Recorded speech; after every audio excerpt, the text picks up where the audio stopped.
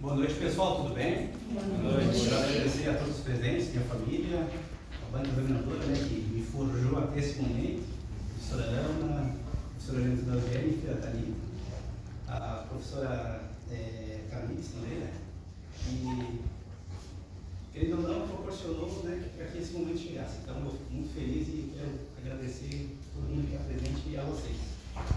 Bom, o trabalho que eu vou apresentar hoje tem o título de Dores oriundas de comunicações secundárias de indivíduos com encefalopatia crônica não progressiva do tipo de parético espástico. O que seria uma encefalopatia crônica não progressiva do tipo de parético espástico? É um conjunto de distúrbios neurológicos que acontecem por uma lesão no sistema nervoso central. Pode ter vários motivos: infecções, traumas, dificuldade no parto, onde o bebê nasce sem oxigênio, por exemplo. Pode acontecer antes do parto, durante o parto, após o parto ou nos primeiros anos de vida também. As características desses pacientes, desses indivíduos, eles têm alterações motoras, osteoarticulares. O que mais impacta é a postura, o seu controle motor no global, a musculatura antigravitacional.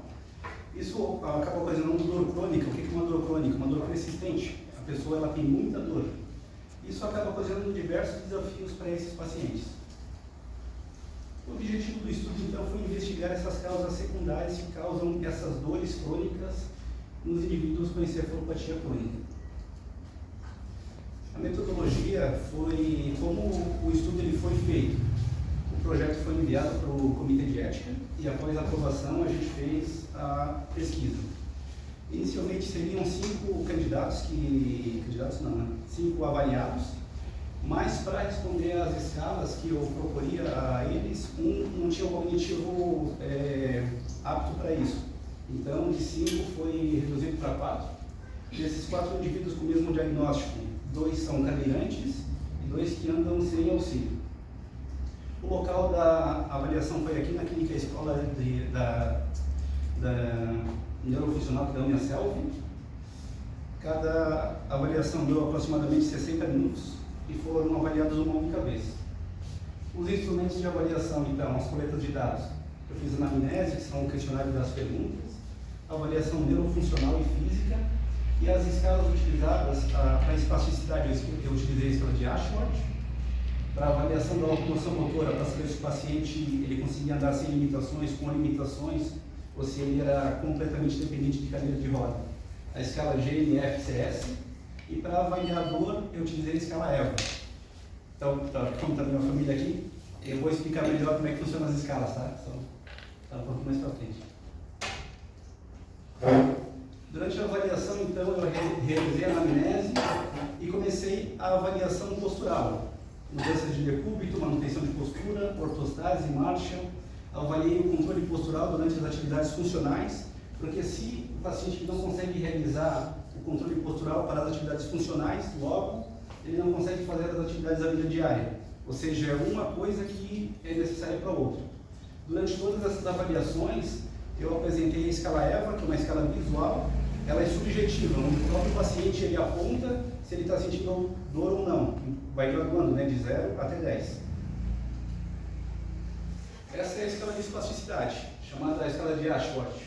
0 é sem espasticidade nenhuma, vai graduando de 1, 2, até chegar a 4, que seria uma espasticidade super rígida, tanto em flexão quanto em extensão. Essa é a escala de locomoção motora grossa, para saber se o paciente ele consegue caminhar ou não, ou se ele faz a marcha sem auxílio ou com auxílio. O nome dessa escala é GNF-CS. Então, o level 1, que ele anda sem limitações, por exemplo, consegue até subir uma escada com objeto. Se ele consegue subir a escada, mas precisa de um apoio, por exemplo, segurando o corrimão, ou se ele precisa de dispositivos auxiliares, e o level 5 é totalmente dependente do uso de cadeira de rodas. E essa é a escala que foi utilizada para avaliador. Então, o que eu expliquei para os pacientes? Eu apresentava a escala durante toda a avaliação e perguntava: sente alguma dor? Se fosse ausência de dor é 0, se fosse uma dor moderada, ficaria entre 3 e 7, ou uma dor muito intensa varia entre 8 e 10. Seguindo para os resultados do estudo. A paciente Emily é uma paciente que consegue realizar a marcha, só que ela possui certas limitações. Na escala de espasticidade nos membros superiores, ela tem um mais, ou seja, tem um pouco de espasticidade, e nos membros inferiores, 2. A característica desses indivíduos de parético espástico é di porque é tudo, né? É os dois lados, tanto o hemisfério direito e esquerdo. É que o comprometimento maior são nos membros inferiores do que nos membros superiores, por isso que a espasticidade ela sempre vai ser maior embaixo do que em cima. Na escala de locomoção, ela teve a pontuação 2, ou seja, ela consegue ser funcional, porém ela tem as limitações dela. Ela apresenta dor lombar em diversos movimentos, trocas posturais e quando ela fica de pé, se lembra da escala EVA, ela graduou que ela sentiu uma dor moderada, chegando entre 5 e 6.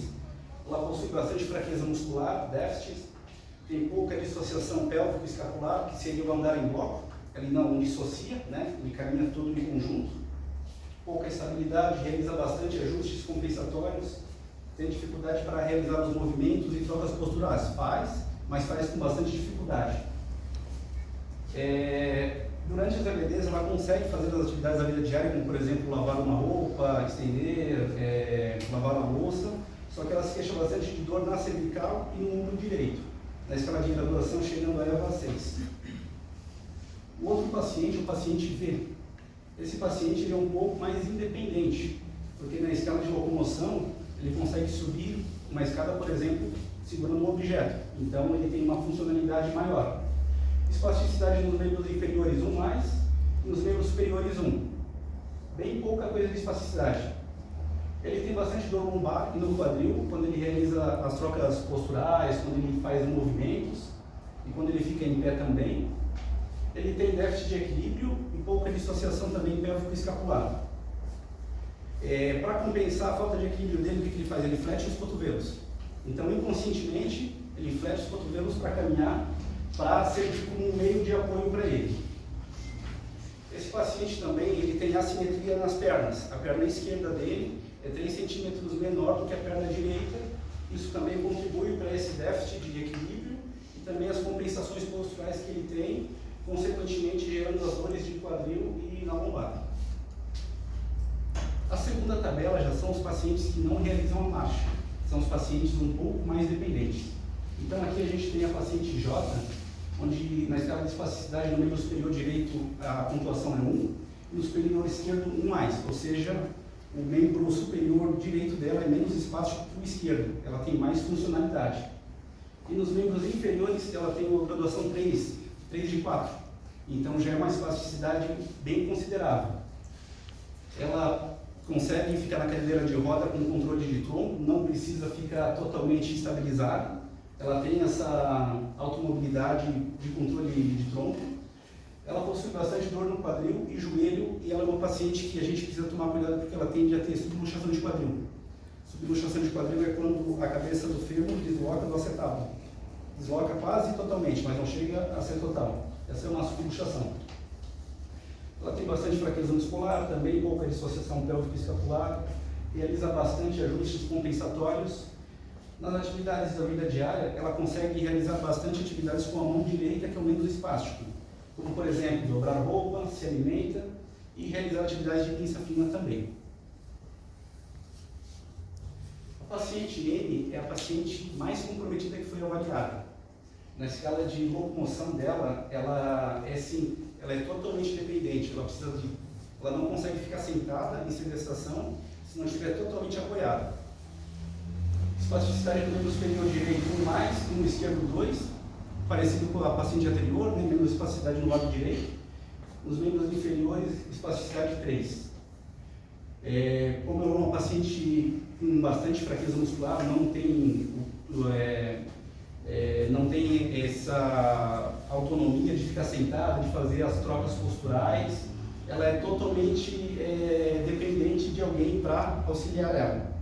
Nas mudanças de decúbito, o que ela faz sozinha? Ela rola de decúbito dorsal para ventral até metade.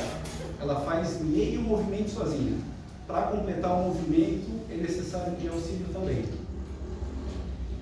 como mencionado, né, ela tem total dependência nas AVDs, exceto nas funções que exijam o antebraço direito e a mão direita.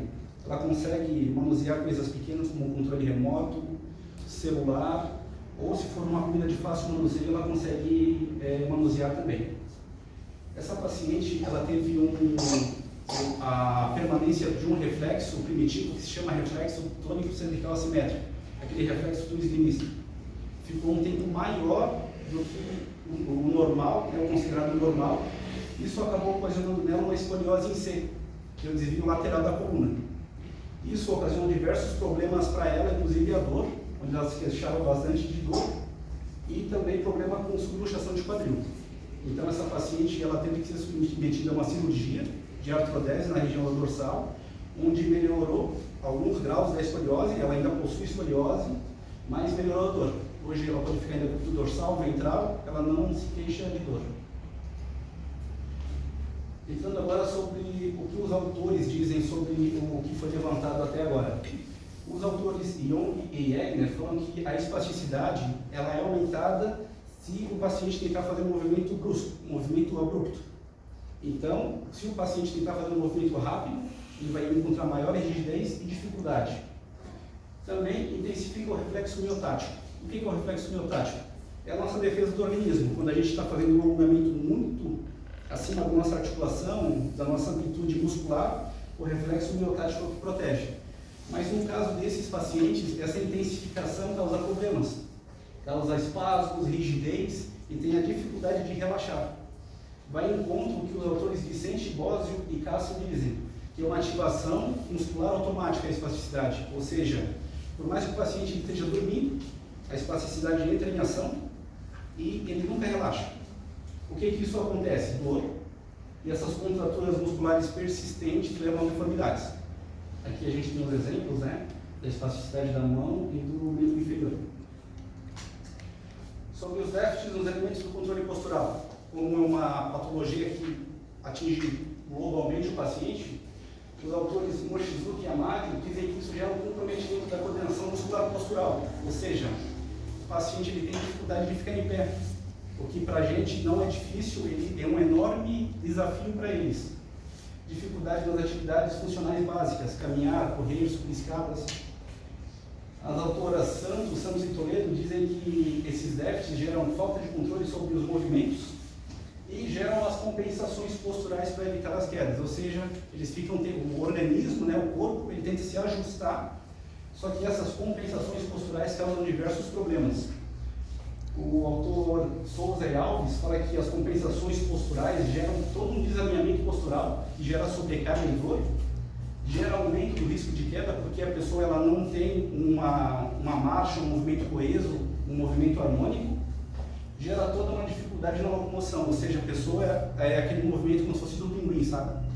Para fazer toda aquela compensação.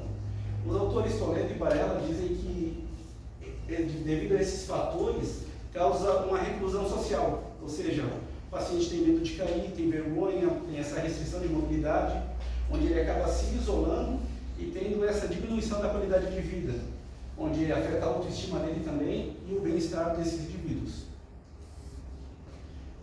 O nosso paciente, o paciente B, que foi avaliado, que tem a diferença de 3 membros do membro inferior esquerdo, o autor Santos diz que essa diferença aumenta as forças de reação do solo, ou seja, na fase de apoio, quando ele apoia o membro menor, aumenta a pressão do que no membro que é maior.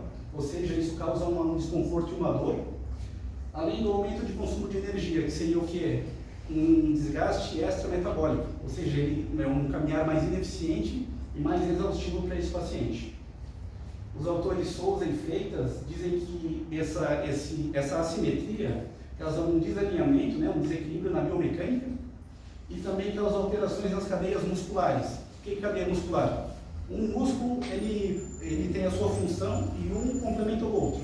Ou seja, se um músculo está pendente, vai ser utilizado o músculo adjacente. Então, isso acaba gerando mais compensações posturais, onde gera contratura e volta ao ciclo da dor.